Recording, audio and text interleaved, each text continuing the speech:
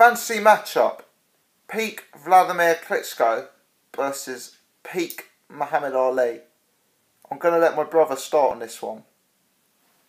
Oh, That's your cue, yeah. That's my cue, sorry.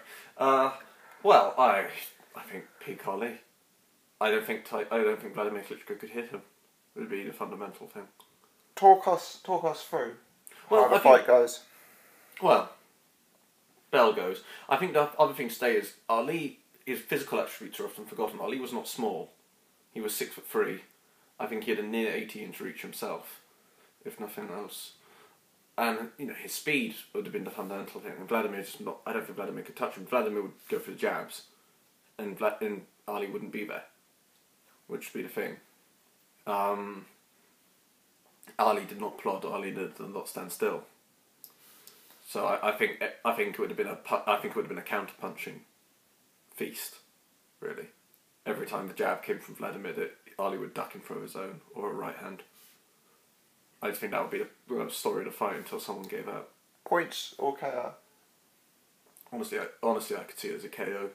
What, you think Ali KOs Klitschko? Yeah, not immediately, not like a one spark thing, maybe, but after 5 or 6 or 7 or 8 rounds of really grueling chasing Ali, because obviously he could go for days in his prime.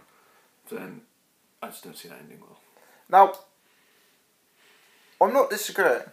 I'm not going to confidently predict that Klitschko beats Ali. I'm not saying that for whatever second.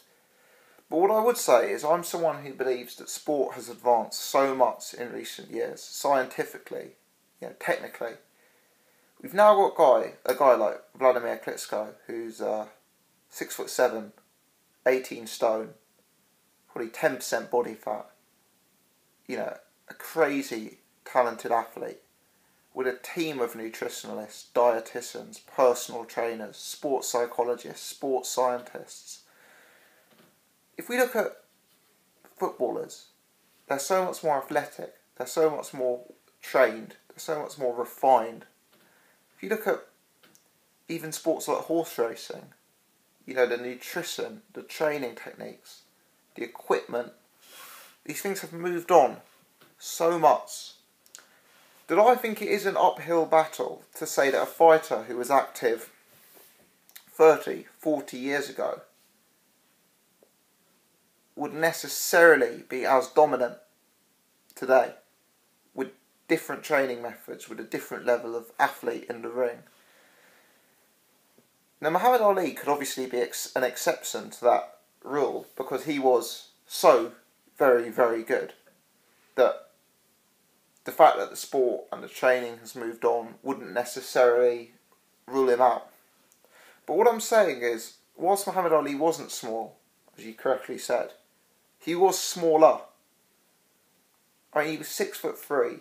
I can't remember how much he weighed, but I think he weighed something like 15 stone, 15 to 16, that sort of bracket.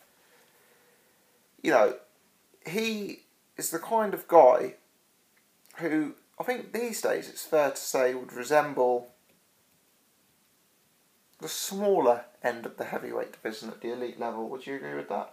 Probably, yeah. Maybe, more the Bryant Jenningses of this world than the Klitschkos and the Furies. Maybe, yeah. Now, I think with Klitschko being so large, with him being so tall, having such a good outside game,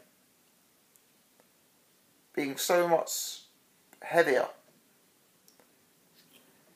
I think it's a competitive fight. I'm not saying Klitschko wins, but I think there's a discussion to be had there. Ali clearly is the better mover, the better dancer. But Ali, despite his greatness, wasn't invincible in the same way that Wladimir Klitschko has appeared recently. If we look at Ali, the reason he's known as a great is because of the great wars he was in. Fraser, Foreman, Norton. He got dropped by Henry Cooper, let's not forget. Wladimir Klitschko, he's fought the best of his era. Admittedly, that is far worse. The best Wladimir Klitschko opponents are probably Hay, Povetkin, Pulev, Peter. You know, they're a worse level of fighter than Norton, Fraser, Foreman, etc. But if we remember the Povetkin fight, the Pulev fight, the Hay fight, how many rounds did Wladimir lose across those 3 fights? But they're incomparable. They're just incomparable. I'm not saying Klitschko wins. I'm saying Klitschko has a lot of advantages in this fight. He does, but I just don't think it would count for anything at the end of the day. Because even if all of that is true, Wladimir is not as good as cutting off the ring, and he is not quick enough. Fair. You know, you cannot knock out what you cannot touch. But is Ali going to outwork him on the outside, or is Ali going to try and ambush him and get inside? How's that going to work? I reckon...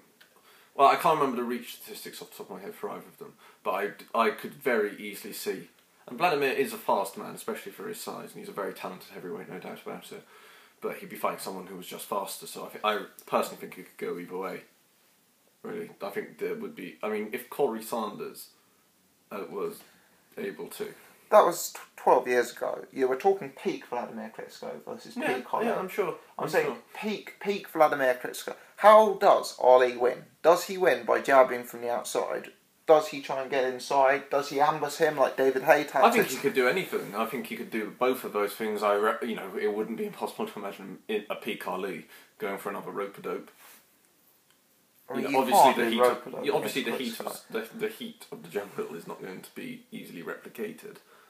But I just couldn't see it. I just can't. It's a fight that I wouldn't confidently predict either way.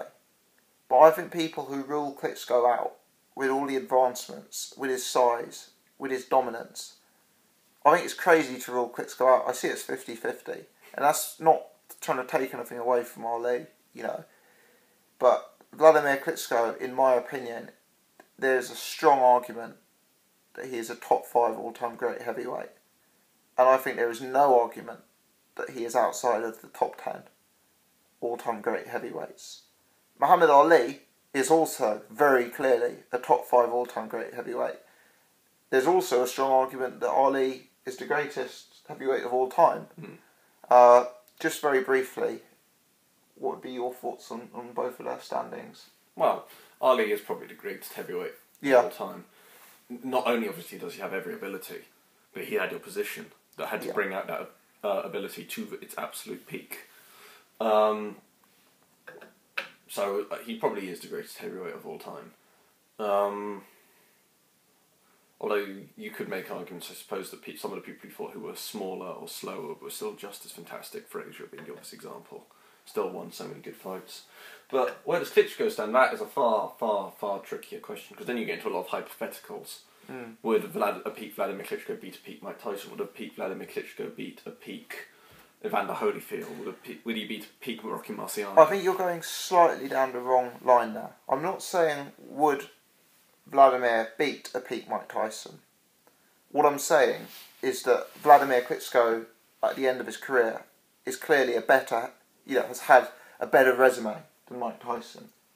You know, Wladimir Klitschko deserves to be an all-time great based on his victories. You know, Mike Tyson does not. No, I disagree, because Mike Tyson went about his victories in a different way. But Mike Tyson lost the biggest fights of his career. Yes, he Wladimir did. Klitschko did not. He did at the time. At the end of Wladimir Klitschko's career. What is a bigger thing, though? Beating Jean-Marc Mormec or getting knocked out by Corey Sanders? I'm not disputing that. But my point is, the reason I went down to hypotheticals is those are people I mentioned, Tyson, Holyfield, Marciano, where there is a very, just a strong legitimate clause to say those are top 10. Yeah, I think they probably are. Yeah, but then you've got to answer, right, if they are, and they're above Wladimir, then you have to find out who else is. Bearing in mind you also have to have, I'd say, Fraser in there. You probably have to have, there's a strong argument for maybe Norton or Foreman. Lennox Lewis. So you really need to drop Joe a list. Lewis. Joe Lewis, yes. You really need to drop along the list. You'd really need to do serious data crunching, I think, as well as hypotheticals, before you could confidently say for Wladimir. Just one comment before we go. I've got a problem uploading longer videos, so I have to keep them sort of 10-minute, that sort of level, so I'll be brief and final with this. Is Rocky Marciano an all-time great heavyweight? In my opinion, no. The reason being that my reading on the subject tells me that Rocky Marciano would today be fighting in the super middleweight division. You know, respect to what's gone on in the past, you know, I'm not criticising that. But could a super middleweight, a guy at that sort of level, or light heavyweight, let's say, beat a 6'7", 18 stone, 10% body fat Wladimir Klitschko? No. The sport has advanced, the divisions have advanced, and it's a different game today. Thanks for watching, it makes for an interesting debate.